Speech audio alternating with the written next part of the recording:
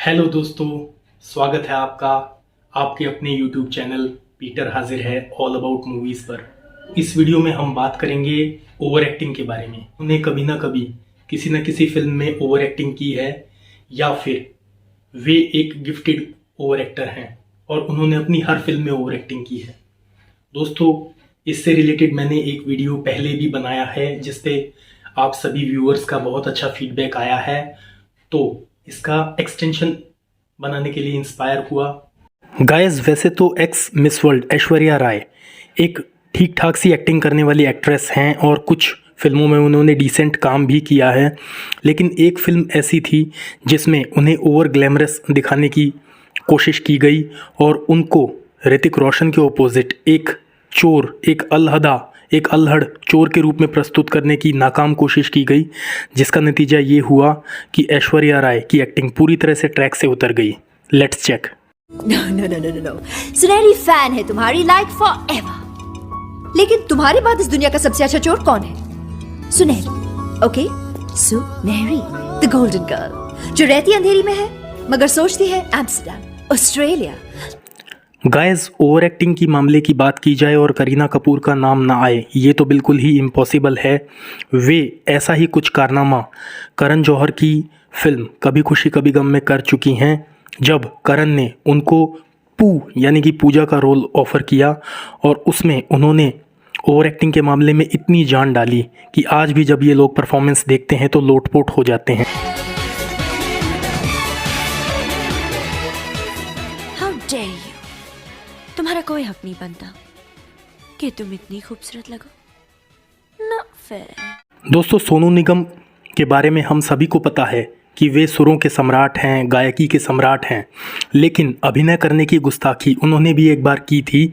Film का नाम था जानी दुश्मन, जो अर्ली 2000s में आई थी और इसमें सोनू निगम ने जैसे ओवर एक्टिंग की पूरी दुकान ही खोल डाली थी। ये मैंने कोई बला पता नहीं क्या है भैया, कोई नहीं जानता। उसने क्या करके भैया मेरे सारे दोस्तों भी ले लिए और अब उसने मुझे धमकी दी है भैया कि 24 घंटे में वो मुझे मार डालेगा। अच्छा भैया, आप आ गए, थैंक गॉड। दोस्तों, बॉलीवुड के भाईजान सलमान खान वैसे तो नंबर 1 स्टार माने जाते हैं और उन्होंने अपने करियर में बहुत सारी अच्छी फिल्मों में एक्टिंग भी की है, लेकिन कई बार क्या होता है कि जब अपने होम प्रोडक्शन की फ़िल्म कोई एक्टर करता है और उनके पास दमदार कहानी नहीं होती, डायरेक्टर का अच्छा विज़न नहीं होता, तो सारी मेहनत मट्टी हो जाती है। और दोस्तों, ये एक ऐसी फ़िल्म है जिसमें इन लोगों ने कॉमेडी करने की कोशिश की थी और पूरी तरह से नाकाम रहे थे और जिसका नतीजा दर्शकों के सामने है। हम बात कर रहे हैं सलमान खान की फ़िल्म हेलो ब्रदर की, जिसमें न सिर्फ सलमान खान ने बल्कि लगभग सभी आर्टिस्ट ने ओवर एक्टिंग की थी, लेकिन सलमान ने तो ओवर एक्टिंग का एक नया अध्याय ही रच दिया था। ये देखिए।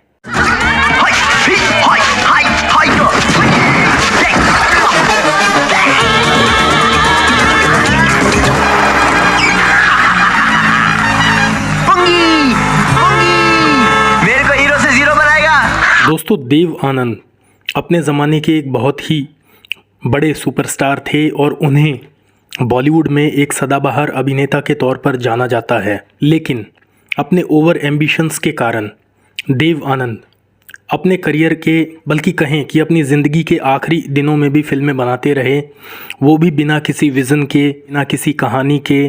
और दोस्तों, उन्होंने लास्ट के 2 डेकेड्स में अपने बैनर नवकेतन इंटरनेशनल के तहत इतनी ख़राब फिल्में बनाई हैं कि आपको देखकर हैरानी होगी कि ये वही देव आनंद हैं जिन्होंने अपने जवानी के समय में एक से एक नायाब फिल्में दी थी, जैसे गाइड। दोस्तों, हमें नहीं पता कि ये फिल्में देव आनंद किसके लिए बनाते थे, लेकिन इन लास्ट की फिल्मों में देव आनंद एक्टिंग भी करते थे और इन्हें डायरेक्ट भी करते थे और एक्टिंग के नाम पर नमूना पेश किया जाता था। उसकी एक छोटी सी झलक आपको दिखाना चाहता हूँ।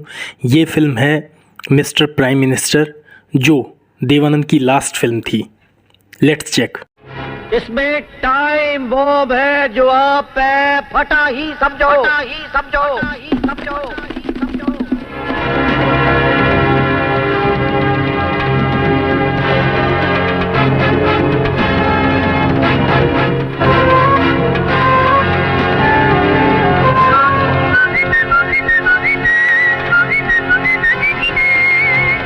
लक्ष्मबर्ग के हिंगो विला में पहुंच जाओ। दोस्तों हमारी इस लिस्ट में लास्ट नाम है ओवर एक्टिंग के बादशाह, बेताज बादशाह वरुण धवन साहब का, जो प्योरली शुद्ध तरीके से एक नेपोटिज्म के प्रोडक्ट हैं और उनको कुछ नहीं आता है, ना एक्टिंग आती है, डांस के नाम पे वे कुछ भी करते हैं। हाँ, बॉडी बनाई हुई है और नाम के पीछे सरनेम जो है वो धवन है, इसकी वजह से वो चल रहे हैं। लेकिन दोस्तों मैं आपको बताना चाहूँगा कि हर चमकती चीज़ सोना नहीं होती।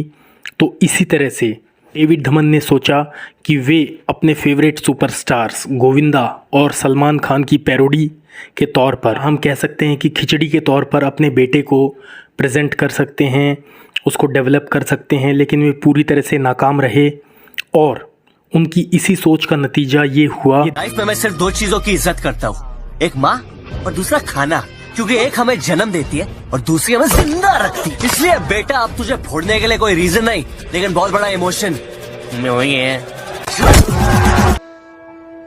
अंगद में कोई प्रॉब्लम नहीं है, वो बहुत महान इंसान है, बहुत बड़ा इंसान है, उसका सब कुछ बड़ा है। वो पेड़ है, मैं पौधा, छोटा सा फुद्दू सा।